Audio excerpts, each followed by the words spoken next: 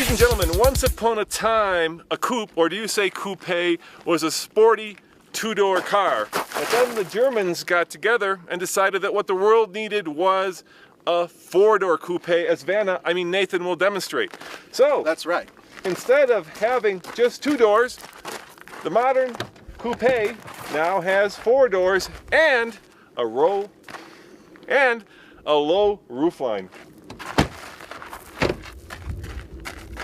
Coming up next on the Fast Lane car, the brand new Volkswagen CC R-Line.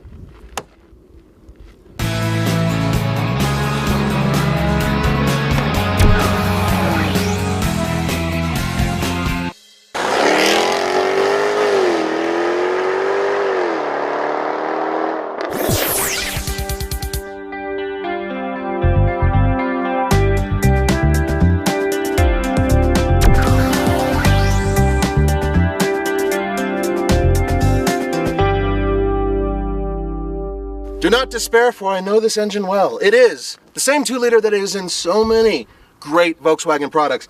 This particular one puts out 200 horsepower and 207 pound-feet of torque, and it is beautifully matched to a manual, yes, manual 6-speed. I can't contain myself.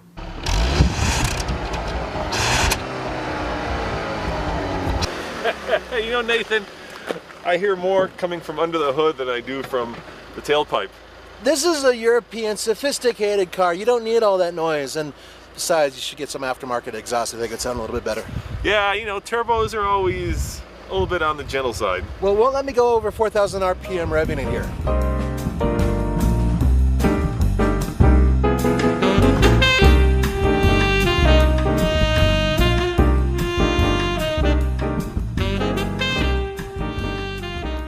So the R-Line gives you Nathan doing his best pirate impression, but the R-Line actually gets you a more aggressive front headlight. You get different wheels and 18-inch tires, and perhaps best of all, you get R badging everywhere.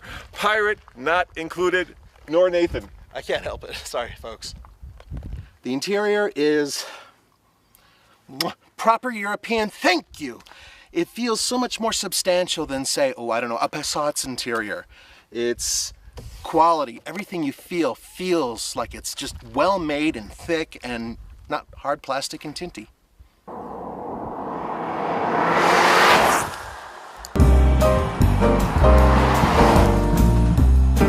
You know, we're making fun of the R-Line, but it is surprisingly roomy back here. I kind of sort of fit. This is where Nathan sits when he drives, and if you look, my knees fit behind him and my head barely fits. I think this would be a fine place to spend a lunch break, but you wouldn't want to go cross country. At least if you're over 6 foot, you wouldn't want to.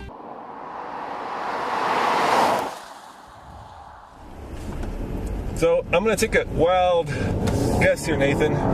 It drives like a Passat. No, it doesn't. Really? That's what's good about it. Tell me about it. Well, you have a smaller vehicle. It actually reminds me of the old Jetta, the way it used to drive.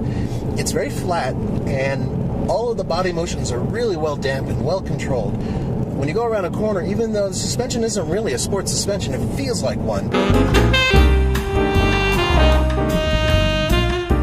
Yet, you're able to drive on a road like this, nice and fast, moving along.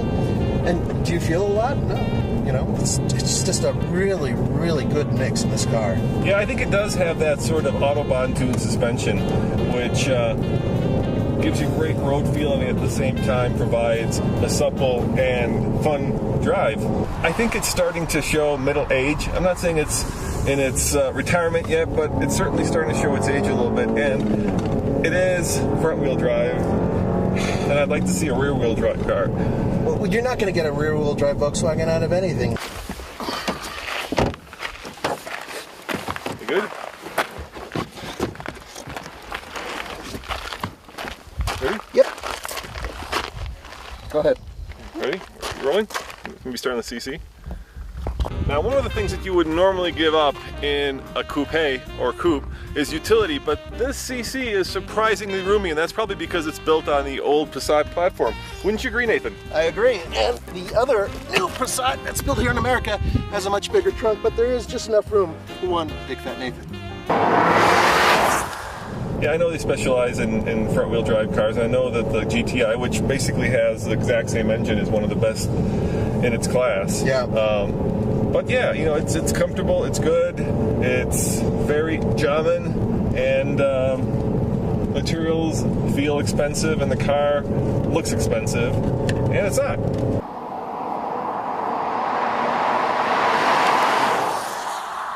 Ich liebe eine Volkswagen. I bet you the Germans must be thinking we're out of our minds to criticize a 30,000 plus car as being expensive, because I bet you in the Euro world... Oh my god, this thing must be like almost 2x. Yeah. Yeah, I know.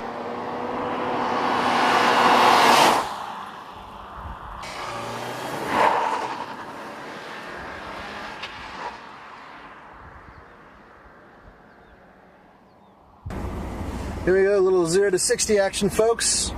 Remember, as I love to remind everybody, over a mile above sea level, nearly 6,000 feet actually, so it won't be as fast as it is at sea level. Deal with it. Alright, first one, I'm just going to turn the AC off. There's no real sports setting, so here we go. I'm just going to boost it a little bit. Say around 3,000 RPM and change.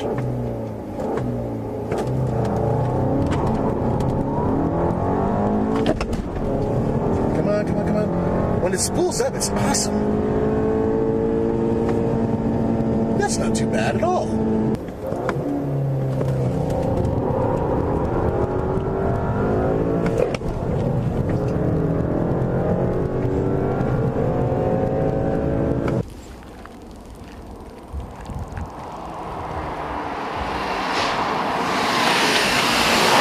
You are driving it like a banshee out of you know where, Nathan. So did you go under 10? Yes. Really? Under 9? Yes.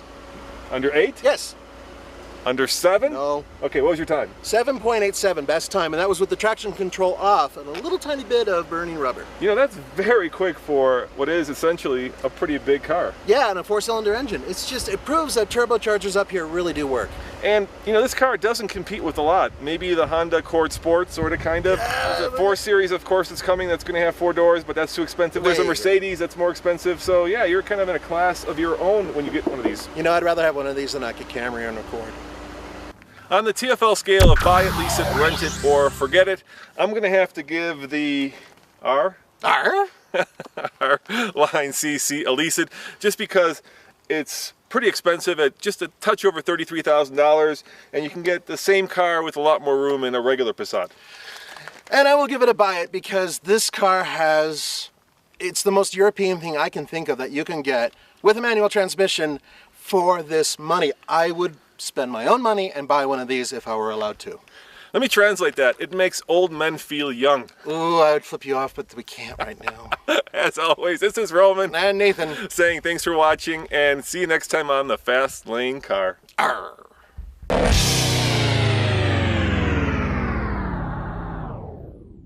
Hey Nathan, the good thing about this car is you don't see a lot up on the road. No, you don't. In fact, here in Colorado, I think I've seen 2. Yeah, and the other great thing is, you know, I'm making fun of the fact that it's a 4-door coupe, right? But the fact is, it is sexy, sleek, and sporty, and you can put the family in the back while the child seats. So it does have a lot going for it. It certainly does, and I'm falling in love with the car. It's just, there's something basic about it that really appeals to me, and at the same time, it's sophisticated, which I'm not.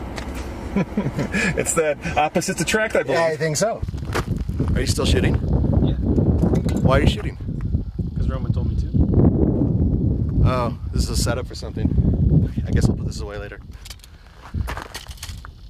Why do we... Oh, I think I know what he wants to do. He wants to show off his new G-string to everybody on YouTube. So, guys, when you see Roman, think of him as being dressed in a teddy underneath. That's why his hair stays kind of upright. That's one way to look at it.